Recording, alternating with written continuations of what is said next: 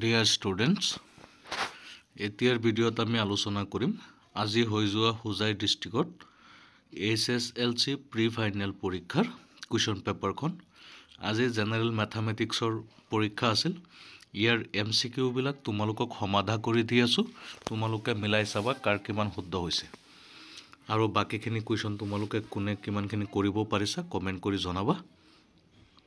যি সকলে চেনেলটো এতিয়াও সাবস্ক্ৰাইব কৰা নাই তোমালোকে সাবস্ক্ৰাইব কৰি দিবা এতিয়া বলা ভিডিওটি স্টাৰ্ট কৰো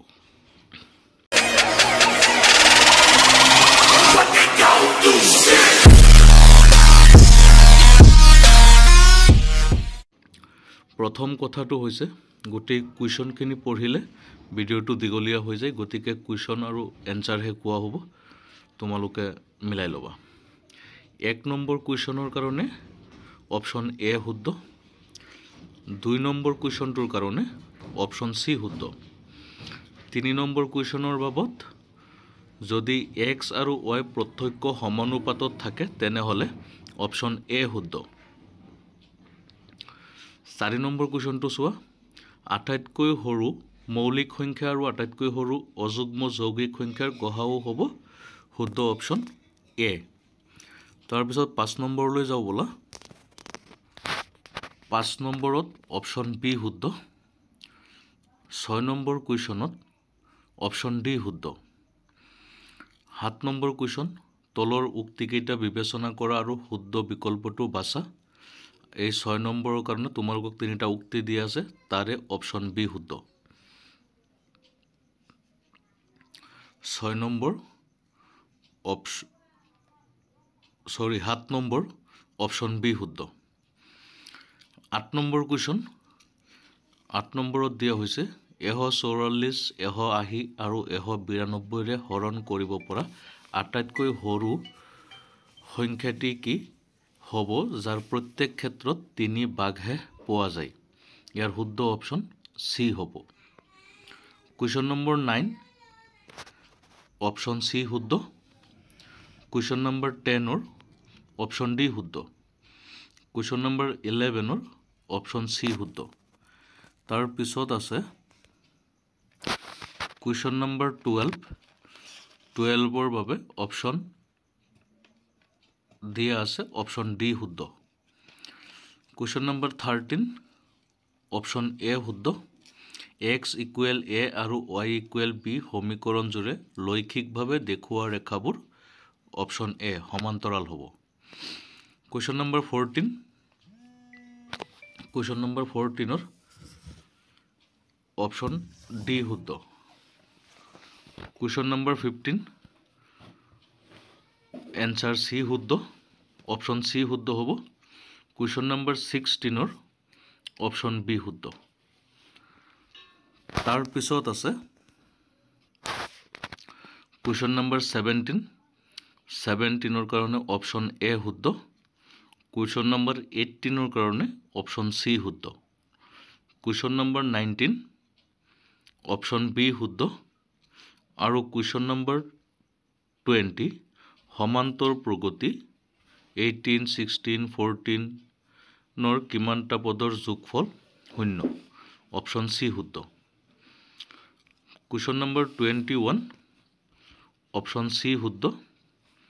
কুৱেশ্যন নম্বৰ 22 চোৱা স্তম্ভ এ আৰু স্তম্ভ বি মিলোৱা আৰু শুদ্ধ বিকল্পটো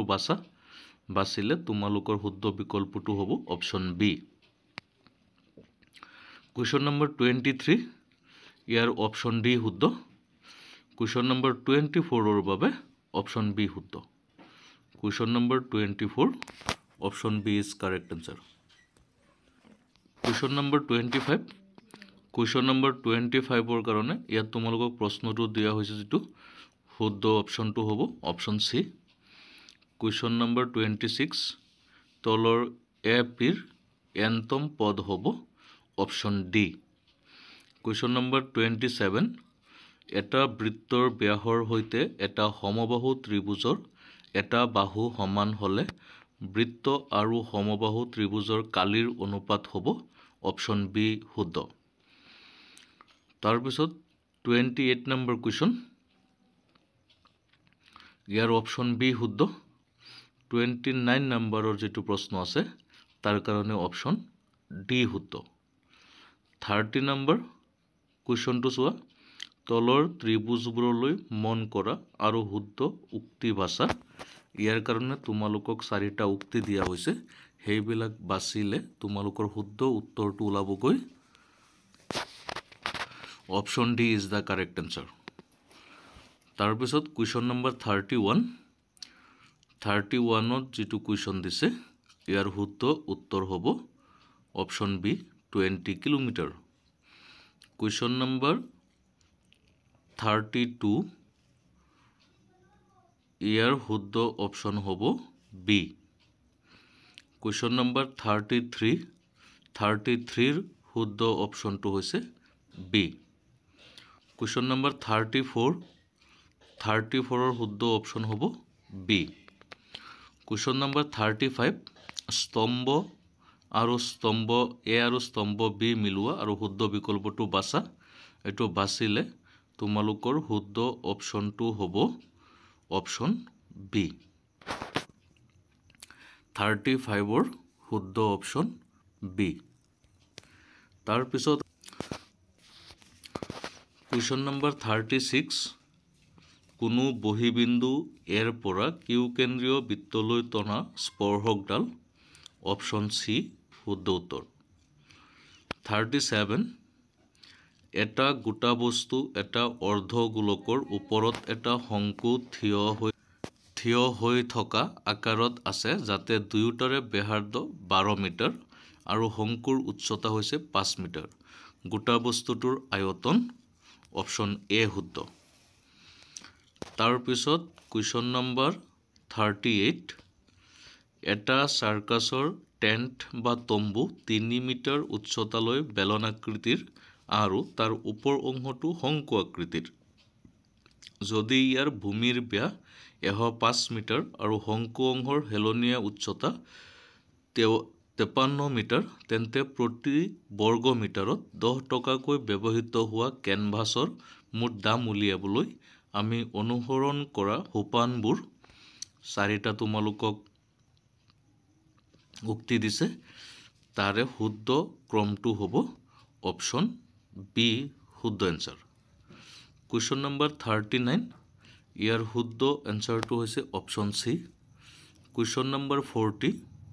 ইয়াৰ শুদ্ধ অপশন হৈছে বি কুৱেশ্যন নম্বৰ 41ৰ শুদ্ধ উত্তৰটো লৈ যাও বলা 41ৰ শুদ্ধ অপশনটো হ'ব অপশন সি 42 দিছে দুটা লুডুগুটি একে সময়তে দলিওৱা হ'ল এটা লুডুগুটিৰ পিঠিত 2ৰ গুণিতক আৰু আনটো লুডুগুটিত 3ৰ গুণিতক পোৱাৰ সম্ভাৱিতা হ'ল অপশন সি শুদ্ধ 43 নম্বৰ 52খন কাৰ্ডযুক্ত ভালদৰে মিহলোৱা এযোৰ তাজপাতৰ জাপৰ পৰা এখন কাৰ্ড যাদৃচ্ছিকভাৱে টনা হ'ল তেন্তে তোমালোকক